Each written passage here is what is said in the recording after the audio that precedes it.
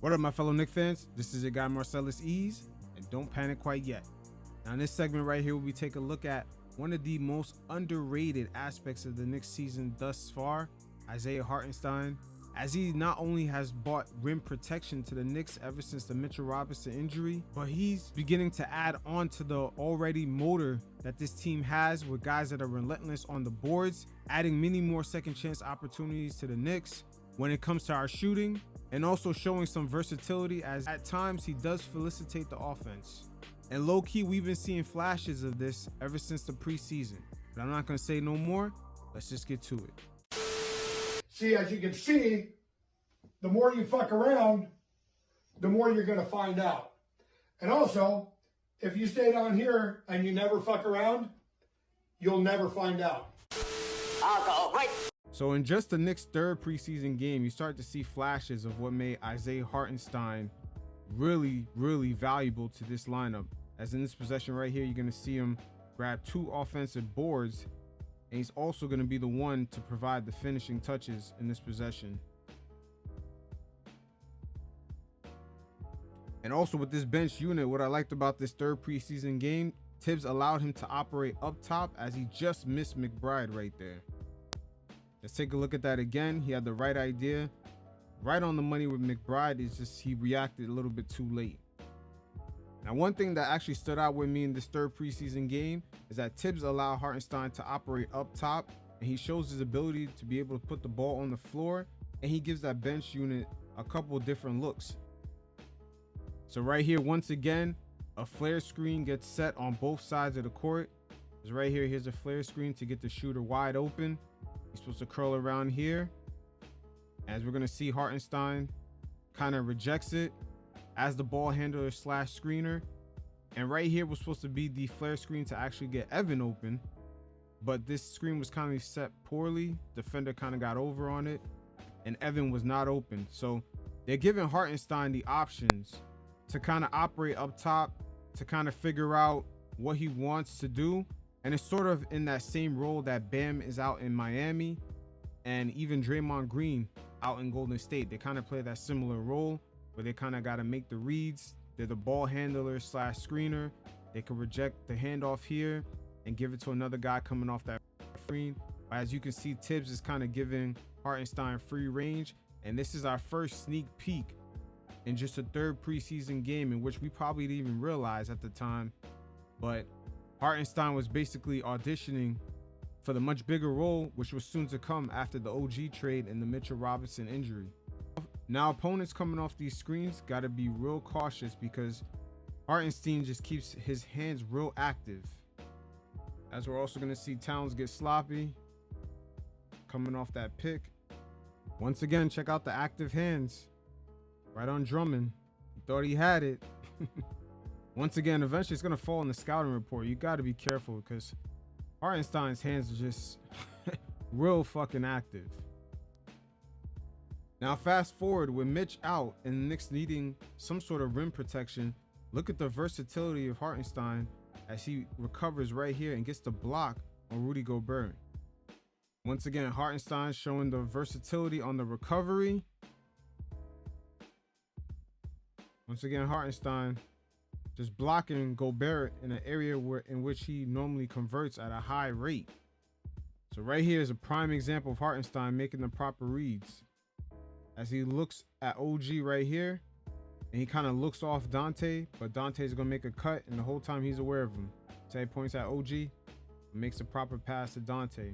Once again, he could operate out of that kind of role that Draymond Green plays in Golden State and Bam plays in Miami, where they're almost a ball / screener, and they're actually looking to make the pass to guys that are making cuts.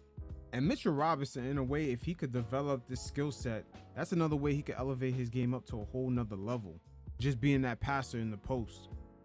Now, this play right here, if Hartenstein could just improve on the floater, as you see, nobody's respecting it, as they leave him wide open with plenty of space to operate in. But if he could just get those floaters to fall a lot more consistent, oh man, we could be deadly. So against the 76ers, Hartenstein's floater was definitely falling for him that night. but every time he takes it, he's always going to have enough room to operate in, especially defenders don't think that he's going to pull up from out here and be that stretch big. So they're going to give him enough space to operate in every time he attempts his floater. But it was definitely falling for him that night. So right here, Jalen Brunson completely gets blitzed by Embiid. And now, look at all that spacing that he has. Look at all that spacing. So just him having that floater, like I always say, once they give him the ball and he gets in that high post area, he has the ability to take a step or two and just have enough space to kind of utilize that floater, and also his ability to look off passes. He sort of looks in the direction of Hart, but yet he goes right to OG. And this is an area in a way where Mitch can actually improve. I would love to see Mitch kind of operate more at the high post area and kind of take on this role, looking off a pass. Maybe the obvious pass is to OG, but he looks it off and maybe he's looking in the direction of Grimes, or he's looking in the direction of Hart and he ends up passing it to Grimes. To me, this is the next evolution of Mitch. Now check out Hartenstein right here, as Julius Randle's gonna get beat out by Patrick Williams on this drive, but great help defense. Look at the recovery. Hartenstein not playing today, boy.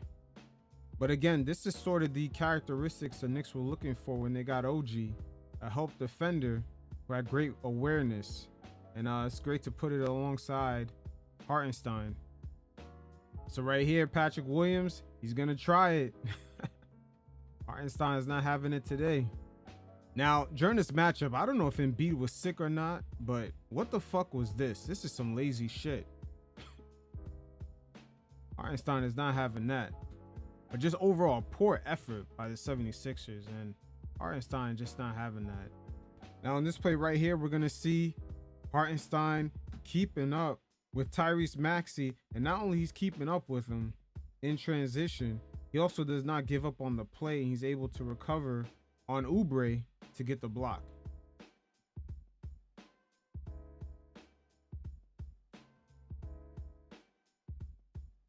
Nice play. Really nice contest. Let's look at that again off the turnover. Look at Hartenstein keeping up and then is able to recover and contest that and get the block. But this is very important because the Knicks all season have struggled in transition defense, and just having Hartenstein just keep up with Tyrese Maxey, who's just been killing at this point with the transition scoring and showing off the versatility, not only keeping up athletically, but just not giving up on the play, and is able to make a contest at the rim. If this just continues on throughout the season, he's going to work his way into a bigger contract. You know, I got to say, if Mitch was really active here with the Knicks right now and wasn't out, Isaiah Hartenstein would be a problem coming off the bench. He's just real active, man. Him, Josh Hart, just having to deal with that from the bench after just dealing with Mitch in a starting unit. Oh, we would kill if Mitch was still active right now. Now the Knicks right here with Hartenstein just punishes the Bulls for playing small. Look at, I think Patrick Williams is their biggest player. You got Caruso right here, DeRozan, too many guards out. And just down low right here, Hartenstein is just gonna punish White. The Knicks are gonna get a second chance opportunity and get the chance to reset. Once again, Hartenstein is a hard man to box out because he's just getting these boards as he comes in. And once he gets that offensive rebound, even before he comes down, as he almost like a bunny hop right here, that's when the Knicks three-point shooters are the most open that they could be. This is the best opportunity for Knicks to get these shots off. That's where Mitch was really helping us out a lot. But at the end of the day, Hartenstein coming through, and just look how quickly off this hop he understands to get this ball out, look for the open shooter just right away. Once again, these are the Knicks' best opportunity. Look at Randle. He's right in his sweet spot.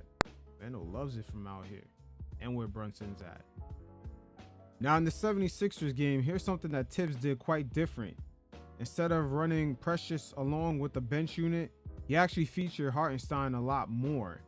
And especially running him up top, he kind of sets better screens and kind of gives him that, I would say, Bam Adebayo type role, that Draymond Green role. But the bench unit definitely needed that.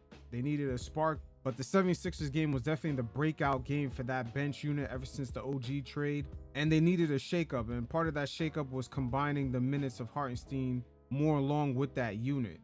But this will be very interesting to see how Thibs continues to roll Hartenstein's minutes around, especially due to the fact that he does bring a defensive energy as far as rim protection and also a boost overall to the Knicks' energy levels, not only defensively and offensively.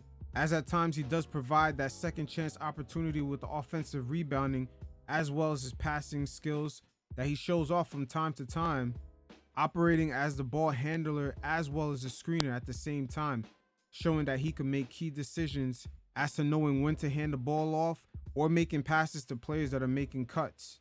But Thibs post the OG trade has made quite a few adjustments to his minutes, going from the Minnesota game to the Chicago game to the Philly game, as now his minutes kind of more combined along with that bench unit, as Hartenstein does provide some sort of spark to that unit overall. It adds to their aggressiveness on crashing the boards, which gives that unit a lot of second chance opportunities because the shooting is not quite as good.